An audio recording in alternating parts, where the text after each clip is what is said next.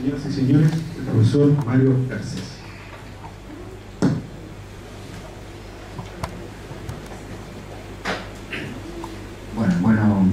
Buenas tardes, así.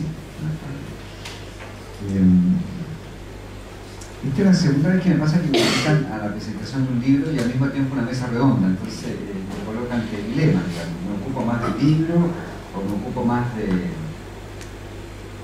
comentar libremente sobre el movimiento social. Voy a aprovechar de que Vicente logró perfectamente ese equilibrio y sumarme a muchos de sus comentarios respecto al libro, que comento muy brevemente y me voy a separar después del libro. A mí el texto me pareció un texto muy bien escrito, lógicamente muy bien estructurado, como decía Vicente, con un barrio con la teoría social y teoría política muy logrado, digamos.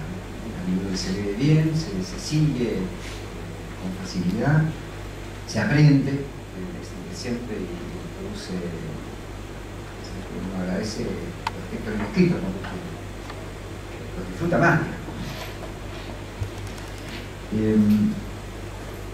Mi problema con el texto es que, y aquí también me separo Vicente, es que el objeto de estudio, las reuniones comunales, me parecieron que era un objeto demasiado acotado. Es decir, en el fondo, para esa enorme producción teórica y ese ordenamiento que hizo Francesco en la primera parte, me parecía que tal vez requería más trabajo de campo, más indagación empírica, problematizar más todavía la lectura, digamos, sobre esta organización.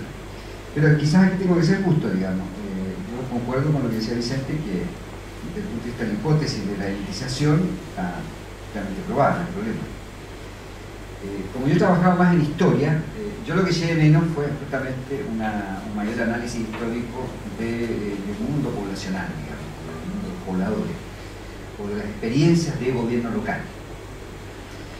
Porque en el fondo mi hipótesis es que así como la sociedad chilena está organizada desde el punto de vista político sobre una constitución heredada de la dictadura, nuestros municipios también son heredados. Los grados de democratización institucional que provocados los municipios son tan débiles que lo que permiten es justamente son estas formas de participación elitista, fragmentada, clientelística, y por lo tanto que provocan también gran distancia al ciudadano común. Es decir, con lo cual se realiza un cierto ideal neoliberal, digamos. Si no, mientras menos necesitemos el Estado, mejor. Por lo tanto, mientras más individuos aislados, asociales, las cosas caminan mejor. Hay un movimiento político, etc. Entonces, ahora admito por otra parte que efectivamente Maipú, como es común emergente, también está enfrentado a actores nuevos. No es San Miguel, no es La Granja, que comunas que tienen tradición, una larga historia de participación, de conflicto, etc. Bueno, dejo hasta ahí el comentario y más bien me conecto sobre lo que recibí como parte de la invitación, ¿no? Que era conversar sobre los movimientos sociales actuales y los principales desafíos que presenta la agenda de investigación en torno al tema. Esa fue la invitación que yo recibí. Entonces, dos o tres cosas muy breves sobre los movimientos actuales y sobre lo que me parece que son desafíos de investigación. Sobre los movimientos actuales, en este libro que citó Gabriel, en este libro yo escribí, que se llama El despertar de la sociedad, un libro que está recién escrito en marzo de este año. Yo lo que sostengo es que el año 2011 lo que tuvimos es un movimiento social muy potente que se enfrenta en muy corto plazo al Estado, en varios sentidos, digamos, con relación a sus propias demandas, pero también con relación a la rigidez del Estado en cuanto a su capacidad de procesar demandas de cambio social. Por dicho de otra manera, a un Estado poco poroso respecto del cambio social. Y por lo tanto, un Estado poco poroso y un gobierno también poco dispuesto. acceder a las demandas de los estudiantes. Entonces, a mi juicio, lo que se produce en el corto plazo es una especie de empate catastrófico, en que no gana plenamente el Estado, porque el Estado justamente en su rigidez frente a la sociedad le hace visible a esta su poca credibilidad y su escasa legitimidad. La sociedad no cree cada vez menos en el Estado, desconfía mucho del sistema, de las instituciones, los partidos, los liderazgos, etc. Y esto especialmente los jóvenes. Y por lo tanto el Estado no avanza mucho, el gobierno no avanza mucho al rechazar el movimiento, continuando en su sordera, en su distanciamiento. Y tal vez ahí el presidente fue una estrategia de manipulación, digamos, de la opinión pública, de los medios, que es compleja, digamos, ¿no? O sea, va a Naciones Unidas y dice que está feliz porque hay un movimiento social tan importante como los estudiantes, se felicita de vivir en un país con un movimiento social y regresa al país, ¿cierto? Y instruye a su ministro para que dilate las negociaciones. Eso yo creo que finalmente le va a pasar la cuenta, digamos. Pero más allá del liderazgo del presidente, yo creo que estamos en presencia justamente de un sistema político, como digo, que no cuenta con mecanismos que permitan definir diferencias fundamentales, como las que puso el movimiento estudiantil en 2012. O sea, no existe la posibilidad de plebiscito, y por lo tanto, en fin, coloca una situación crítica. Y por su parte, me parece que los estudiantes, hay un punto en que también la confrontación con el Estado los agota, porque en realidad los obliga a estar siempre activos, a estar siempre movilizados, siempre con logros, y siempre con las preguntas acerca de la justicia, de sus demandas y de sus acciones, lo cual es terrible, digamos. Es decir, porque el movimiento tiene que llevar toda la fuerza y cargar con toda la responsabilidad de lo que está en juego. Entonces, a mí me parece que eso es desgastante, y en ese sentido, y a propósito de esto, del empate, a fin del año pasado, el tiempo, ¿cierto?, favorece al poder. Los estudiantes están obligados a producir cambio en corto plazo, mientras que para el Estado, mientras más se dilate un movimiento, mayores posibilidades de postergar, de cooptar, o incluso que el movimiento se diluya o se divida. Yo he escuchado hoy en la mañana a la que escuchan los secundarios, los que quieren clases, los que quieren todo, en fin, bueno, hay una expresión, digamos, ¿no?, de las dificultades que expresa el propio movimiento para poder tener visibilidad.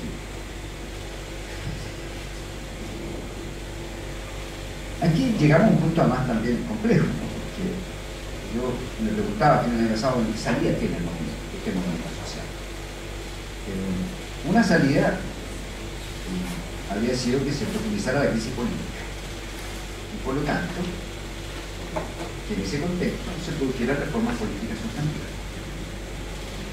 Eso no ocurrió y por lo tanto en este sentido el conflicto se posterga. Los movimientos o el movimiento estudiantil tiene un desafío enorme en el sentido de cómo se hace visible, se hace presente. Pero yo sugeriría frente a esta dificultad, y acogiendo un poco la experiencia de otros movimientos sociales en América Latina o incluso movimientos sociales chilenos de otras épocas, digamos, superarlo en otros contextos, que también la clave del movimiento estudiantil pasa por su capacidad de producir cambio con autonomía del Estado. No estoy poniéndome aquí en la posición de ignorar el Estado no existe, en fin, hagamos, pero sí me pongo en la frontera, en el sentido que digo, si el conflicto con el Estado no tiene resolución de corto plazo y implica una combinación de fuerzas políticas, de alianzas, en fin, procesos mayores, y no tenemos capacidad de producir esos cambios en el corto plazo, los movimientos sí tienen capacidad de producir cambios en algunas esferas, y particularmente en la esfera específica donde ellos se han constituido y se mueven. ¿Qué quiero decir con esto? El movimiento estudiantil, sobre todo el universitario, puede producir cambios democráticos en las universidades, aún sin haber afectado plenamente al Estado o la Ley General de Educación. De otra manera, a mi juicio hay tareas democráticas. Cuando digo tareas democráticas estoy refiriendo a chistamentalidad, gobierno chistamental, participación, debates sobre sentidos estratégicos en la universidad, vinculación con el, etc. Todos los temas que nosotros conocemos. Que es cierto que no afectan la cuestión del financiamiento, pero sí por lo menos interrogan el lugar y el sentido que la universidad tiene en la sociedad. Y el modo en que nosotros como estudiantes o profesores o administrativos participamos de la experiencia universitaria. Entonces me parece que ese es un campo que hay que explorar, porque abre más posibilidades. No tiene el mismo lucimiento, no tiene el mismo efecto, la misma visibilidad de estar en la televisión, de ser entrevistado, en fin, de estar en primer plano de la noticia. O sea, que la USACH sea más democrática, por ejemplo, probablemente no va a ser objeto de ningún tipo de violencia, pero sí pudiera generar una situación distinta entre nosotros mismos. Lo mismo en la Chile o en la Universidad de los Lagos, etc. O sea, en el fondo lo que yo estoy postulando como hipótesis es que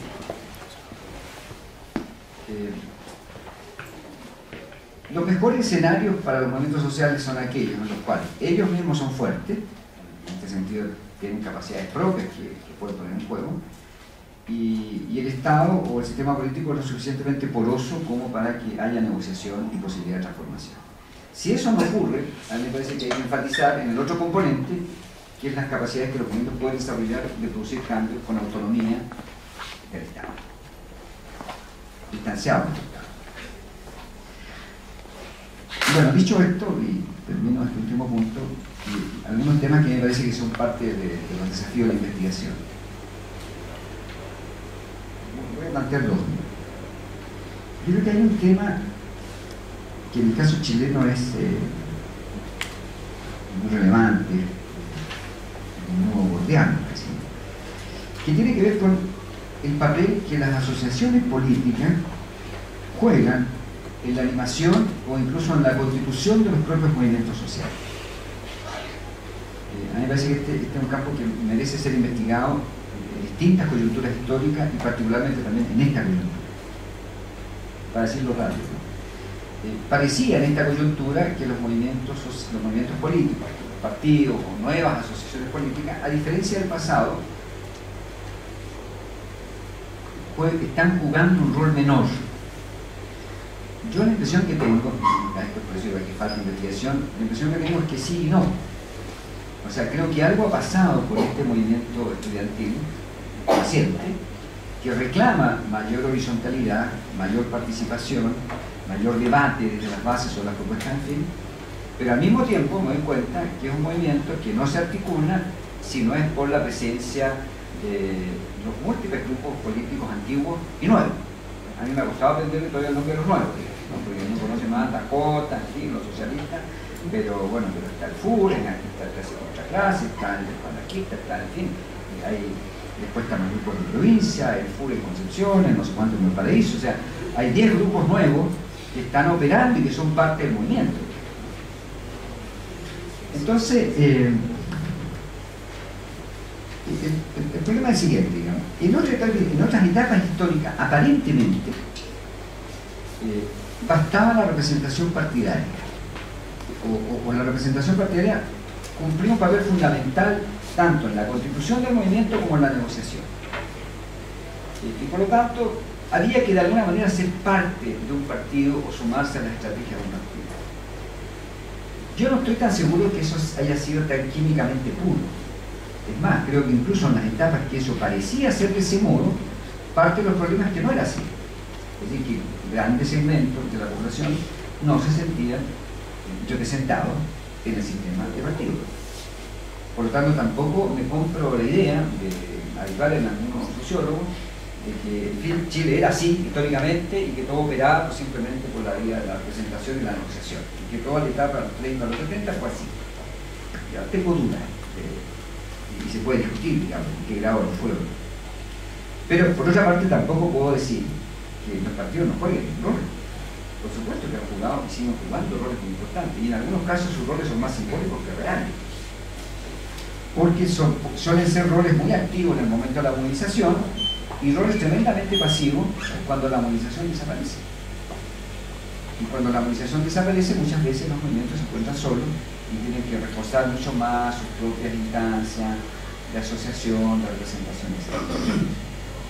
Bueno, insisto, creo que este es un tema que merece investigación, merece debate, insisto, tanto ayer como hoy. Yo creo que hay elementos de novedad en este movimiento y fantástico los temas de participación, horizontalidad, vocerías, asambleas, etcétera, que es un componente nuevo, fundamental, pero no quiero ser ingenuo para decir que el movimiento actual no está cruzado por las disputas, las luchas de los grupos de distintas asociaciones y grupos políticos por tomar la representación. Bueno, y en un segundo lugar, y muy breve nomás, estamos conectados con esto, creo que nosotros necesitamos indagar sobre las capacidades de autorrepresentación de la sociedad civil. Es decir, creo que este axioma de que la sociedad civil está representada por los partidos está ya, no sé si está en desuso, pero no tiene la misma centralidad que tuvo en la época, y creo que los movimientos sociales de hoy caminan en una dirección mucho más crítica y en la búsqueda de mecanismos de autorrepresentación que tal vez no terminan de madurar, pero que están ahí y que son campos que merecen, digamos, investigar, atender, escuchar, etc. Porque en definitiva no está claro cómo se resuelve.